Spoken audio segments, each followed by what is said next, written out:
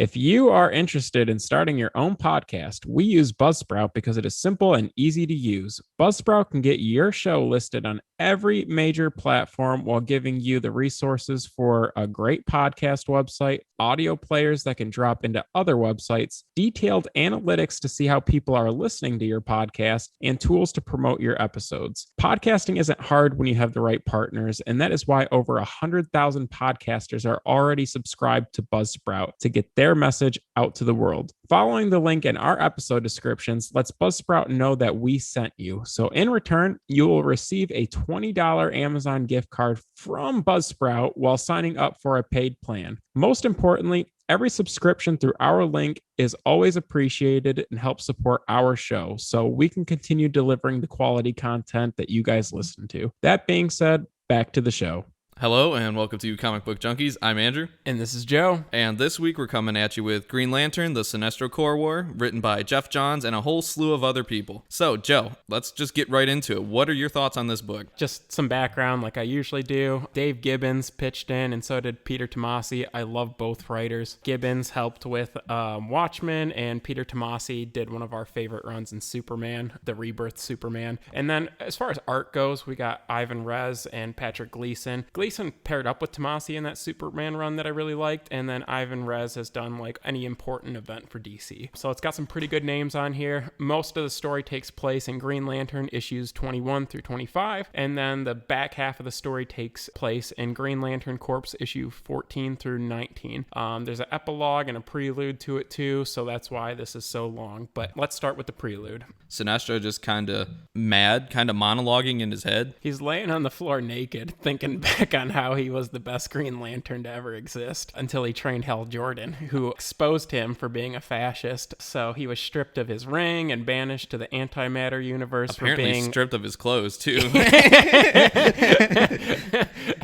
But dude gets so boiled up thinking about Hal Jordan that he reignites his yellow lantern and gets his costume out of nowhere because he's ready to kick some ass. Yeah, dude. And, other than, him laying naked on the ground being all mad, just like, me after I poop, but before I shower.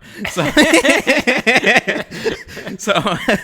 all that's going on. But meanwhile, we see Earth, which is nice because there's a whole lot of space in this and not a lot of Earth until later on, that is. But we see Zoom fighting the League, which I really liked, just kind of set up some of the stakes there too. I'm a big Zoom guy. I mean, this is the second Zoom, Hunter Zolomon, not Eobard Thawne, which I do like as well. And, he's kind of going on a spiel about, I'm going to make you all better because he's a sociopath and whatnot. And, they take care of him and, they're all kind of like, looking for information on Sinestro pretty much. And I do like the little tidbit there is, once they, handle the business, they all kind of congregate and talk. I do like that Batman says that he was chosen for the Sinestro Corps because he could instill great fear in people. And I just thought that that's a cool little tidbit. I mean, that plays more into, other events and whatnot, but I found that to be pretty cool. I liked another side note there too. Hal described his job as a space cop as a crossover between Star Wars and the X-Files, which I thought was a really cool way of looking at the Corps. I'm a big X-Files fan, by the way. I do also like Kyle Rayner being involved because, especially since the New 52, he was like, a White Lantern in that. I didn't give a shit. I didn't read it. But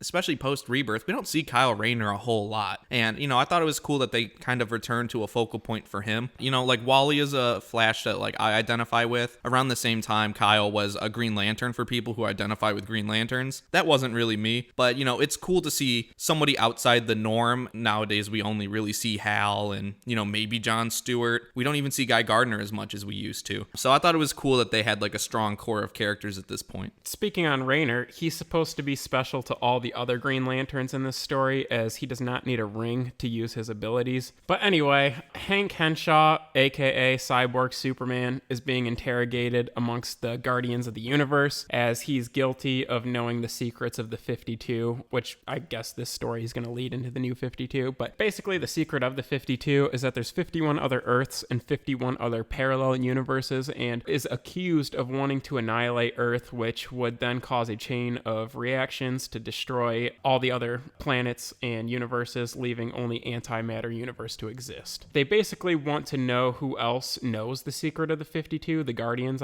but start arguing about the consequences of the situation at hand and quit the interrogation. So Hal, Stewart, Guy Gardner, and Kyle Rayner all link up because they want to talk to the Guardians about Sinestro, but while they're waiting, all of a sudden Rayner is basically teleported to the antimatter universe unexpectedly, and upon arrival, Sinestro is there and he has a whole damn army with him. Yeah, and before we dig a little bit more into that, I just want to make two quick notes. These aren't even like plot points, it's just how I feel about characters. I love seeing Guy Gardner, dude. Like every time I read something with him in it, I start to strongly consider he's my favorite Green Lantern. I just identify more with him because he doesn't take shit serious and he's always shit talking. I can relate. You guys have a similar personality. Yeah, I dig it, dude. He's cool with his fucking orange bowl cut, but you should grow out your shit. You can't tell him shit, dude. So I like that. And then on the opposite end of the spectrum, I can't tell you enough how much I hate the fucking Guardians. Those little blue bureaucrats are such a pain in the ass with their big heads and small wangs. They need to shut the fuck up and get out of the rule book and just let people like police. Honestly, because a lot of this whole thing could have been avoided if they would have just listened in the first place. Oh, it's not in the book of Oa. It's like, dude, shut the fuck up, dude. You're gonna get your planet's gonna get wiped out. So is Mogo. So is your whole Corps if you don't just like change the rules a little bit, dude. Like obviously things aren't going that well if things are to this point. And you pushed a guy out for being apparently a bad cop fascist Mussolini, and now he's got his own squad and he's coming back to kill you. It's like, are you really handling things that well if you're pissing people off that much? Not only do you have that going on, but even the Green Lantern's kind of like, what the fuck's wrong with these people? Yeah, dude, they're like, we can't even get a meeting with our fucking leaders. Right. They're all hanging out in a cafeteria, which I like that they're jeering John Stewart. All the other Green Lanterns, like from whatever fucking sector they're from, don't care like how cool John Stewart is. They're like, isn't that the dude that blew up Xanshi? Which no one ever lets him live down, which is funny, but kind of sad. Kind of sad, dude. Like, I mean, he killed a whole planet, and it's just like every time they have the chance, they're just like, guess what you did? And it's like, even if it's just behind his back. And I do kind of like that. I mean, it's a plot point, and, it's a backstory for the character, which we saw in Cosmic Odyssey. Also, go listen to that episode, because that was a banger, too. But, besides that, like, it's also, like, a point of character growth for him, but at the same time, how much growth is there? Because everybody just brings that up, but nothing ever comes of it. It's like, so now what? He's just a Green Lantern with a conscience, I guess. Like, he just always feels bad no matter what. Like, okay. But, I thought that was cool that they kind of brought up that continuity point, because until I read Snyder's Justice League run from Rebirth, I didn't really know he did that, because they're bringing up the whole Xanshi thing, and I was like, who fucking cares? But it turns out it was pretty important, but whatever, dude. For sure. Back to the plot, though. Oops. Hal and the rest of the gang are trying to find Rayner because he's right there in front of Sinestro, so a few of the other Lanterns accompany them. I thought this was a cool character moment. One of them is asking Guy about the antimatter universe, and all of a sudden the dude gets shot in the face. So Guy shouts, everybody inside, we got a sniper. And he's got blood all over his face. Guy Gardner does. That was cool. Yeah, it was cool, because the whole point of the Green Lantern Corps is that they don't fear things. And because he had so much composure, even though he just saw somebody shot right in front of him and their blood is all over his face, he can still keep it cool. And so it just goes to show how well trained and disciplined that the Green Lantern Corps is. But unfortunately, Sinestro's kicking Rayner's ass. Yeah. But at least Stewart is able to snipe the sniper. That being said, you would think that they get a small breather when looking for Rayner, but the situation just gets worse. The squad starts getting a lot of notifications that Green Lanterns are dying left and right, and the ring keeps disappearing to try to find new hosts, and the answer to why they're dying can be found at the center of the universe, which, if you remember our last episode, Superboy Prime was sent there as prison. They basically trapped him in the center of the universe. Well, this dude's about to fucking escape. Yeah, dude, Prime Time. And, I like that Prime Time, the Anti-Monitor, and Hank Henshaw are all involved in this, because it made it more cool for me having that cast of characters rather than just traditional Lanterns. But I do really like the part where Sinestro and Kyle Rayner kind of facing off. Absolutely. And, he's just kind of talking down to him because there ain't much Kyle can really do. And he's like, yeah, this is Despotellus, like a little virus, like Yellow Lantern. And he's like, this killed your cow of a mom. And I was just like, what? And then Sinestro's mean, dude. Yeah, dude, he made Kyle Rayner cry in the club, and then he just like turned him into Parallax and was just like, holy shit. So that was pretty crazy off rip. Yeah, it was. Lastly, Sinestro brings Raynor to his leader to tell him that everything worked out just fine. So at the very end of this prequel, we're still talking about the prequel, the Anti-Monitor is on the screen with Superboy Prime and Cyborg Superman, and they're all about the antimatter. So far, this seems like even worse than the predicament that they were in Infinite Crisis, to be honest with you. Yeah, dude, stay scheming, because Anti-Monitor is actually back now, and you don't want to deal with him. I mean, we saw Crisis, dude, with his whale teeth and his bad attitude. So you got the villain from Crisis on Infinite Earths, you got the villain from Infinite Crisis, and you got Sinestro and Cyborg Superman. So the whole situation is fucked to begin with. Yeah, dude, that's dog shit. I don't know how the Lanterns really handle that, but honestly, they shouldn't be able to. No, dude. And that's kind of what leads us into issue 2, pretty much. Issue 1. Jesus Christ, we've been on this one a minute. I'm out of place. Yeah. So, I mean, there's not a ton to me that I took notes on in issue 1. It's just, Lanterns are getting hunted everywhere, and, they kind of turn around and they ask Hal to lead and fix shit. They kind of go behind, everyone's back. They're like, Hal, you need to figure this out. You're the only one capable. Even though, everyone's a bureaucrat, and they're like, but this ain't the ruse. But they're like, Hal Jordan, you can make the ruse. And, and I mean, it's kind of like he has like a fear moment too, because, Parallax and everybody else is kind of tossing up everybody, kind of making them all fearful. And Hal's biggest fear is that he's scared that his dad died in fear, which I thought was kind of cool, with him being destined to be a Green Lantern, that, overcoming fear is a thing. He just wanted to make sure his fear is that his dad overcame fear. So I thought that was kind of cool. Parallax/Kyle comes to like buck him up, dude, because that's what Parallax/Kyle does. You're right. There wasn't a lot that happened in this issue other than instilling to Hal Jordan that he should be the leader of the Green Lantern Corps again, and that he shouldn't let his past kind of interfere with that stuff, because they need somebody to lead the squad, because the Guardians of the Universe ain't cutting it. But Parallax completely consumes Kyle Rayner, and they're kind of a mixture of Kyle Rayner and Parallax, and he's ready to fuck up Hal, which leads into issue 2. Yeah, and from issue 2, I mean, maybe it's just like my scope of how I viewed the story, but it's kind of more of the same, just bunch more Lanterns getting tossed up, which I mean is pretty much every issue, because apparently they're all weak as hell. And Sinestro goes to Korrigar, which is like his planet, and he's going to make sure shit is as he pleases, and that's where he finds Saranic Natu. Yep. And she's kind of like a surgeon, and like their protector, and there's kind of like riots going on and protests, and Green Lantern save us, and there's like a whole deal when Sinestro returns. So he kind of uses what's going on that planet to his gain. He like makes it look like Saranic Natu defeated him, and he dips, and everyone on the ground's like, he wouldn't dip like that if he was the winner. But little do they know, he totally won. He could have killed her ass right then and there. But he's like, no, this will come in handy later. I feel like that kind of toyed with her mind too, like the person running the planet that's kind of related to him, not to the doctor. She's kind of the representative of the planet at the time, and you could tell that Sinestro really got in her head at the end of the issue. Yeah, and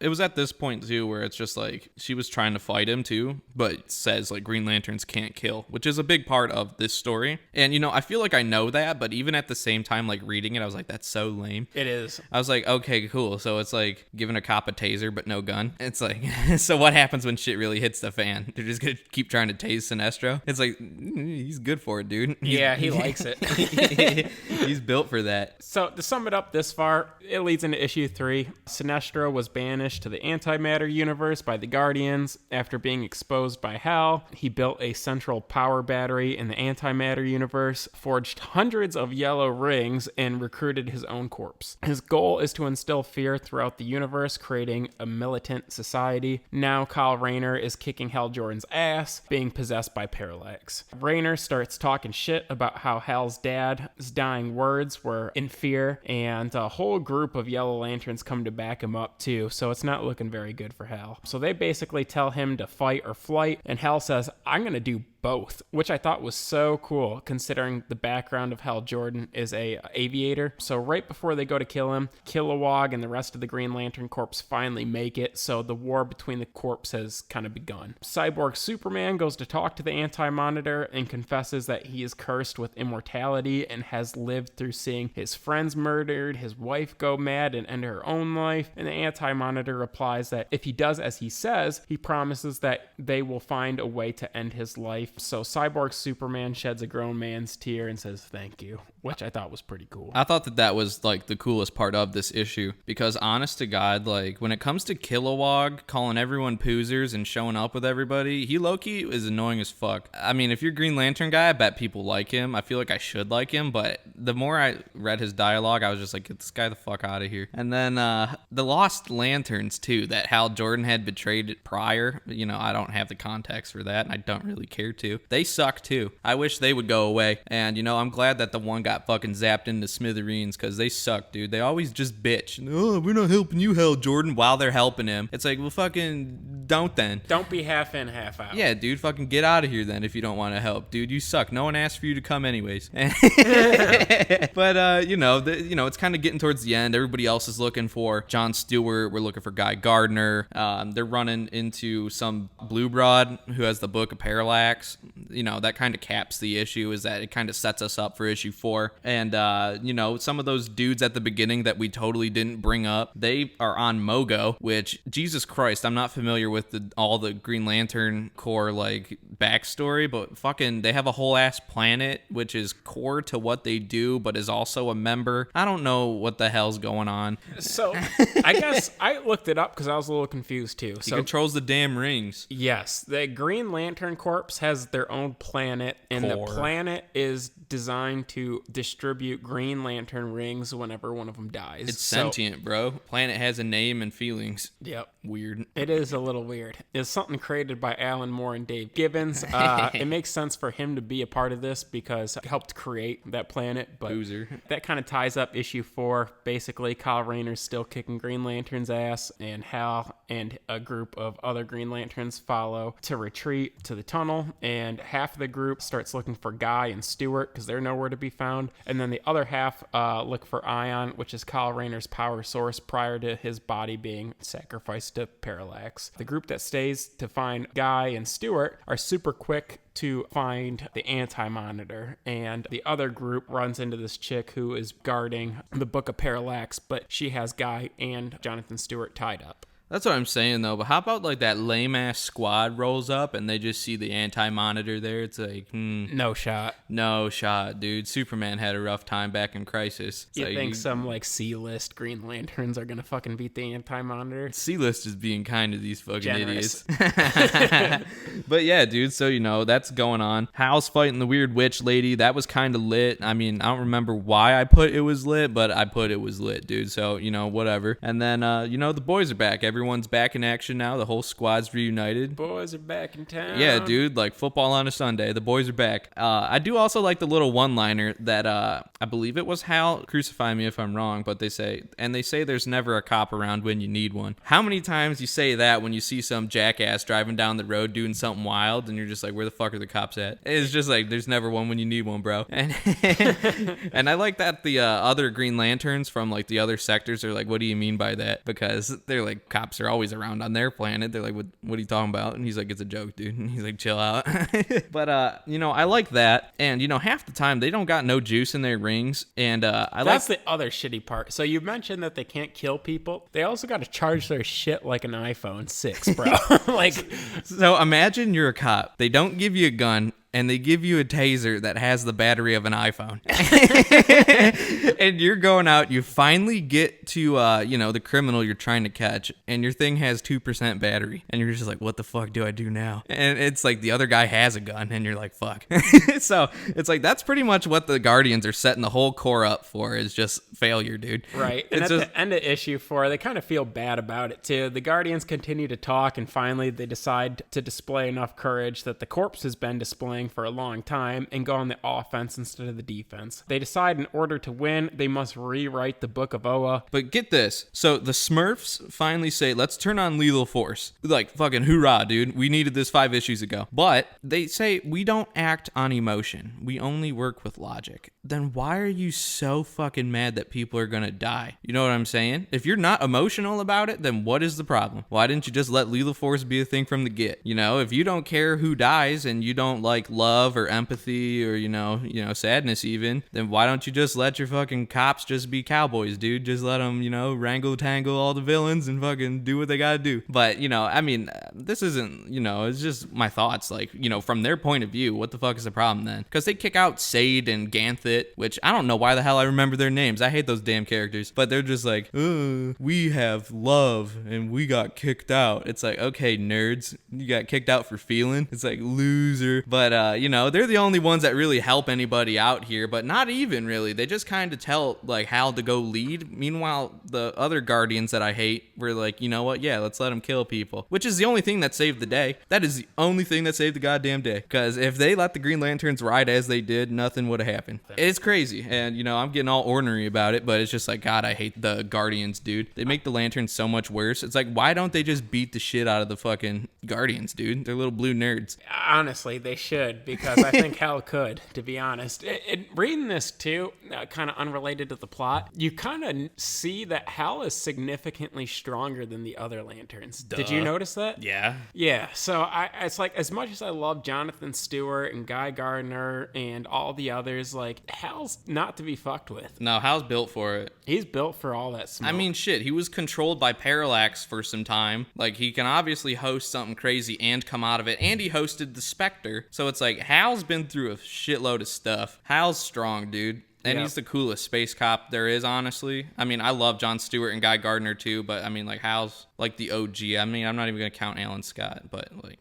Yeah, I get what you're saying. How's that boy? But that would be the best way to conclude issue 5, which is the first half of this story, is that the Guardians finally decide that the Green Lanterns can have... Lethal force, dude. Lethal force, and they kick 2 of the Guardians out because they're acting out of emotion, even though that's kind of what they need in the first place. So that's the end of the first half of this story. Yeah, and then, from there, I mean, we're kind of in the midst of it now. So, I mean, there's, like, weird baby bombs. I don't know what the hell that is. There was no explanation other than these are babies and they're bombs. So I says, okay, weird. And then, Mogo's trying to consolidate power because, they're attacking Mogo. Mogo ain't going to make it unless he focuses on his core or, whatever his pronouns are. Who gives a fuck? It's a planet. And then Sodom Yat, I don't know who the fuck that guy is. He's a Daxamite. He's basically a Kryptonian, but with a Green Lantern ring, he's kind of like prophesized as like the next Ion, should something happen to Kyle Rayner. Pretty much this whole time is like... They introduced him kind of poorly. Yeah, and then but you kind of grow to like him. Yeah, and they tried to like hype beast him the whole time. Everyone in every issue, they're like, is that Yacht? Sodom Yacht? Like, wow, what's up with that guy? He's pretty tough. And it's just like, he's a rookie, but he's leading us? Who are you? And it's just like,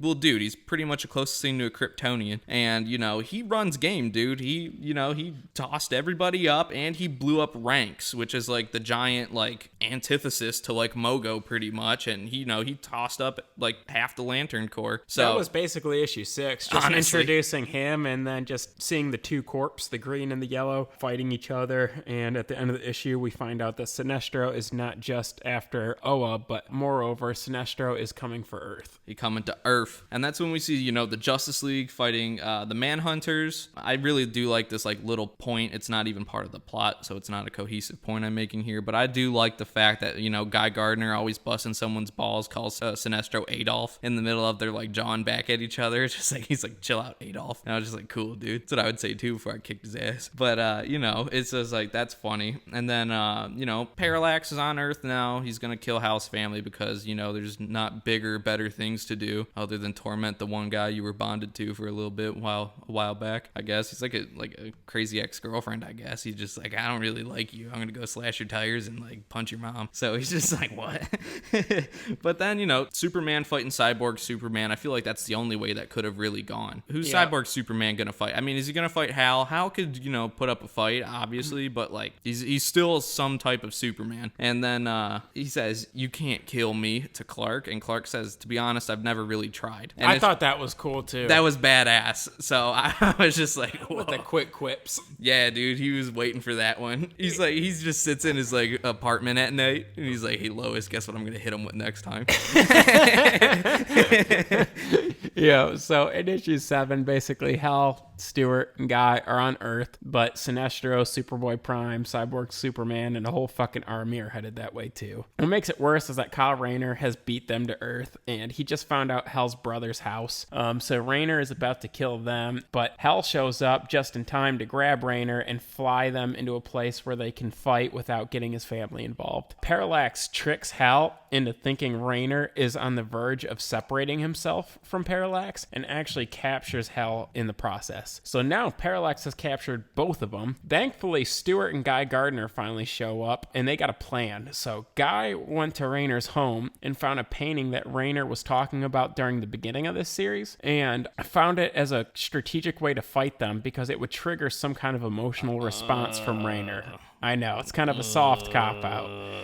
Hal finds Rayner and tells him that they can escape together by being consumed by Parallax, but by working together and then Guy Gardner showing him that painting, they both escape from Parallax's strength and kind of separate them completely. So that finally puts an end to the drama. Basically, the Guardians show up at the end of the issue to suck Parallax into a lantern now that the two lanterns are separated from Parallax, and all the lanterns are together. So at the end of the issue, you get Hal, Guy Gardner, Jonathan Stewart, and Rayner, and then there's no more Parallax in the mix. Hell yeah, dude. Parallax got fucking sucked. And then Anti-Monitor... So then Anti-Monitor rolls up, and he's just in New York, dude. He just wanted to go see Ellis Island and whatnot, get a hot dog. But, you know, so he rolls up, and everyone's like, and a t-shirt that says, I love Ellis Island. I heart NY. Yeah.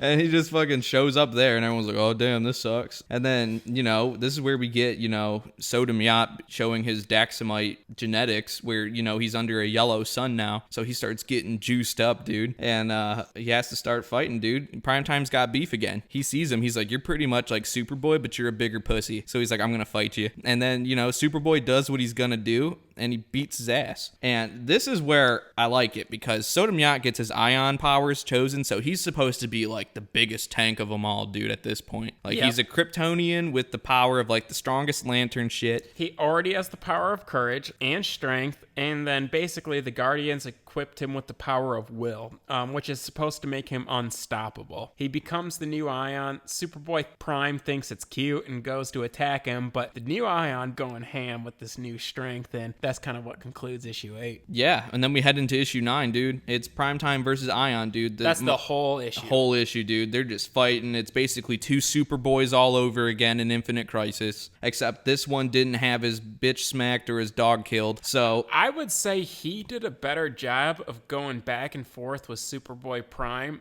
than even both Supermen back in Crisis or Infinite Crisis. No, I'm disagreeing. Just for him being just 1v1, they go back and forth for hours. No, he sucks, dude. Half of the issue, he's fucking just like in his own head getting bloodied to a pulp. He witnessed Superboy Prime eat uranium rods, and he was that was crazy. He was cocky about it. He's like, these taste good. And then he's just like beating his ass, and he's like in his own head and like on the cusp of like being unconscious. He's like, is this how it ends? Blah, blah, blah. And you think he's gonna like will himself to it. He's like, I'm not gonna die this way. One more day, one more week. I can do it. And no, dude, he gets crumpled up like a piece of loose leaf. That's after hours, though. Hours, dude. It was one issue that was probably in fucking 10 minutes, dude, because Primetime ain't fucking around. They say they go at it for hours in this issue, and it's just like Earth 1 Superman got his ass kicked way quicker, even having Earth 2 Superman there with him. Yeah, dude, I don't know. No, this guy sucks. Sodom Yacht, they hyped him up for nothing just to get crumpled up by Primetime. At the end of the issue, he does get crumpled up,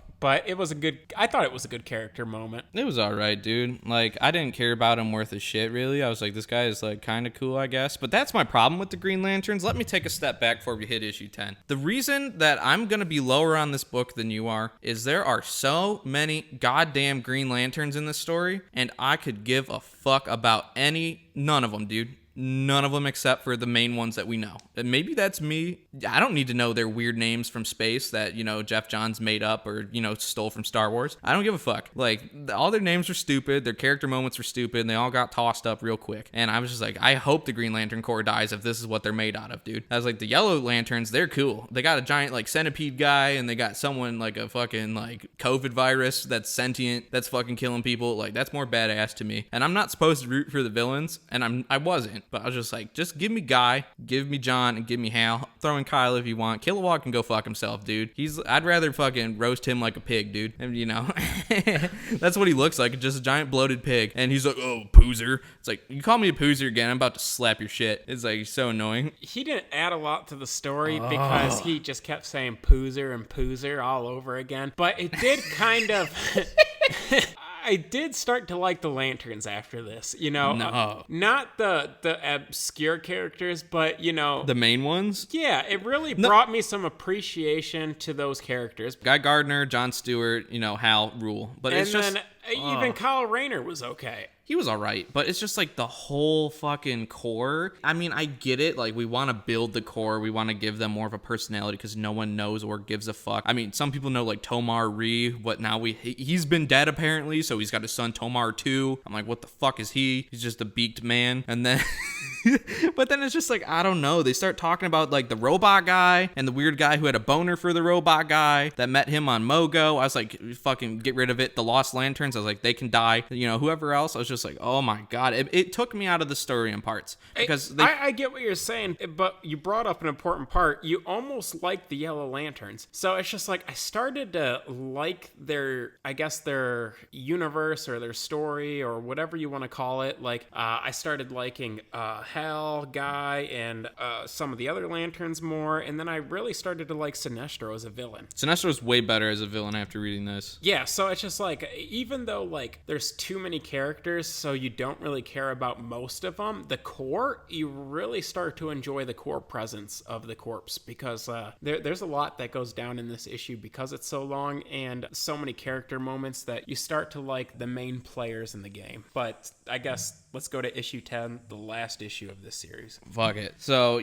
starting off issue 10, everybody's talking about, I forget who brings it up because I didn't care to pay attention at this point, which I kind of just alluded to. All the other cores get announced. So, the indigo, the red, we got yellow, we got Larfleeze, the only orange lantern, and we got, the blue lanterns, which are, in the midst of being like created. So I thought that was good for the core, or, for the Green Lantern universe rather, because before we only had green and like yellow, and it's like, what's better than green and yellow? The whole fucking rainbow apparently. It's like Skittles out here. So, they got one for every color. There's Rage, which, introduces Atrocitus, which is actually one of the outside, like, peripheral characters I do like. Like, as the Red Lanterns, Atrocitus is cool, especially in Injustice 2. He's badass. But, the other core get announced. Coastal City, there's a lot of talk about how they got pretty much nuked off the map and then like rebuilt, and there's like a quarter of the population that there once was. But the people now, Sinestro says, I'm gonna turn like this place into my kingdom pretty much, and he says I'm gonna turn Coast City into my fucking joint. Yep. And then we basically see two things happen. Basically, Hal and Rayner go to fight Sinestro, and then Jonathan Stewart and Guy Gardner go to fight the Anti-Monitor. Yeah, and so do the Guardians come to whoop on the Anti-Monitor, which kind of made me mad too, because I already wrote them off as total pussbags. But then they come in here and they're like, oh, we're gonna get you. And they fucking zap them with their like Keebler Elf Smurf fucking lantern. And they fucking hit them harder than I thought they would, which made me mad because I was like, these guys don't deserve shit. But I do also like when Cyborg Superman's fighting the Lanterns and he ends up dying. And he's just like, thank you. And I thought that was badass too, because this guy has so cool, because it basically, to destroy the Anti-Monitor, they have to drop this big ass thing on them in order to destroy both Anti-Monitor and Cyborg Superman. And it takes like most of the whole fucking corpse to do it. And you see Cyborg Superman shed one last tear and thank them for killing him, because that's the only reason he paired up with the Anti-Monitor in the first place, is because he wants to die. Yeah, this dude's got a death wish. Unfortunately, it presumably kills Cyborg Superman, but it doesn't kill the Anti-Monitor. The Anti-Monitor's still alive, but we see Superboy Prime escape from Kyle Rayner's fight, in which he totally kicks his ass at the very end, and fucks up the Anti-Monitor, even though they're on the same team. He's just like, bro, you're a pussy,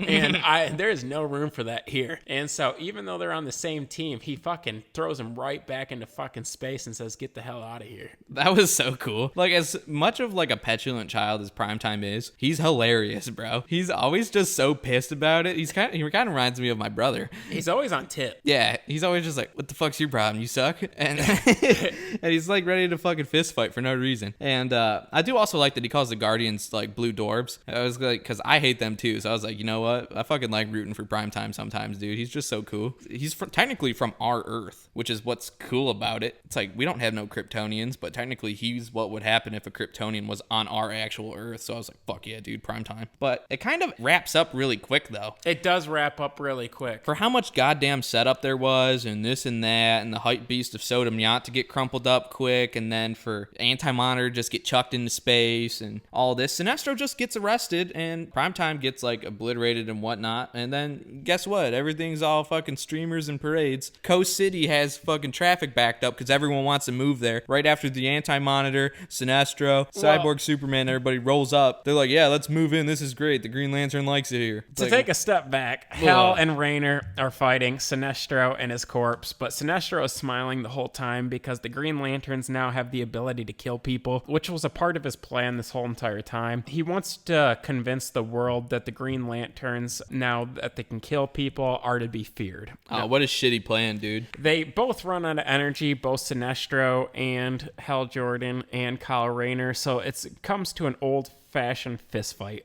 So all three are fighting each other, and Hal Jordan and Kyle Rayner obviously win that fight. And his last words were, one more thing, Sinestro, you're under arrest, which was kind of badass. Hell and yeah. then as far as Superboy Prime chucking Anti-Monitor into space after he's dead, he gets taken out by the Guardians of the Universe, unfortunately. Apparently they have the strength to tear him apart atom by atom and send him somewhere outside of the universe. That being said, Sinestro is captured, and Cyborg Superman, the Anti-Monitor, they're presumably dead, and Superboy Prime has been removed from the universe. Guy Gardner got the medical attention he needed after the fight because he was coughing up yellow blood, which was kind of gross. But in conclusion, the Green Lanterns helped rebuild the cities that were destroyed during the war, and Superboy Prime is not actually dead. He's floating around outside of the universe, and then on top of that, Cyborg Superman's brain survived, and then what's left of his brain, the Sinestro Corps, what was left of them, The Manhunters, dude. rebuild him, which is sad as fuck because all he wants to do is die. And then the Anti-Monitor didn't even die somehow, even after Superboy Prime chucked him into space, and so that part didn't really make a lot of sense to me. I don't know at this point. They're basically all set up to come back. Welcome to comics. There's an epilogue after that. I didn't read it. I did. It's pretty much just Kyle and Guy kind of talk about Parallax. Like, oh, were you scared? Oh, yeah, kind of. It was a fucking waste of a fucking epilogue, Sleepover. dude. Yeah, it was dumb. But in conclusion, what are your thoughts? In conclusion, I'm going to just hop right into ratings, dude. Art, great.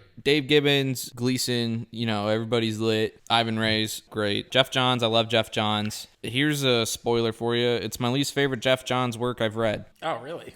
Easily. Everything else I've read by Geoff Johns I thought was way better. I don't know if it's maybe because I was ornery because this was well over 300 pages. I don't know if it's because I hated the Guardians and the majority of the Green Lantern Corps, or because they kept hyping up Sodom Yacht just for him to get crumpled up like fucking Professor X in the Phoenix. So I'm going to go ahead and give my rating. It was like a 6.5 out of 10. This is going to be one of my lower ratings. It's not bad. It's just you need to be a Lantern fan or you need to have patience in order to find the payoff in this story, in my opinion. I had more fun reviewing it than actually reading it. So, I mean, that'll tell you something. But what do you think, dude? I think this is the furthest we've been apart. I'd give it an 8.5 out of 10. Super long, but I thought this shit was dope. For not knowing much about the Lantern Corps, I'm kind of a fan now. The series is the best way to get introduced to all these characters and their different personalities. Geoff, in my opinion, never disappoints, even though the conclusion is kind of whack, given nobody actually dies, like the villains. But for how much going on, and all the different characters introduced, he made it pretty easy to follow along. So all this time, I've never liked the Green Lantern Corps because there's so many characters and it was just a lot to follow, but he kind of makes it easier for you to understand them. And so if there's ever a Green Lantern series to read, this is probably it, because in my time collecting since 2011,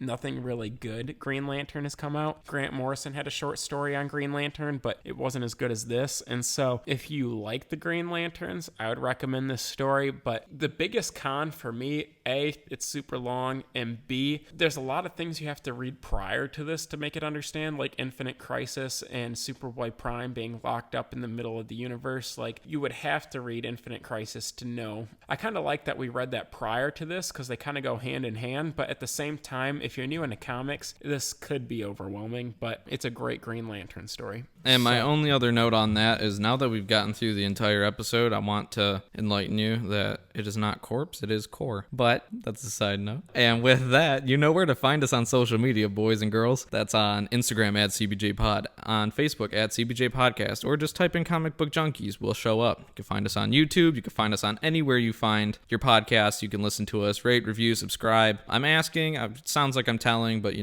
we'd really appreciate it, and if your favorite podcast would. And we appreciate you listening to us. You want to tell them what we're hitting them with next time? We're going to take it a little easy, and we're going to do some fun topics like we do when we're not reading. And so what we're going to talk about is, are there too many superhero movies already? If the market is tied to the property of these books, and then because we did a DC Avengers draft, we're going to do a Marvel fantasy draft next time. Basically, Berger and I are going to go back and forth with a snake draft and see who can come up with the better Avengers team. Absolutely. So I think next time is going to be a real fun one. Make sure to stay tuned.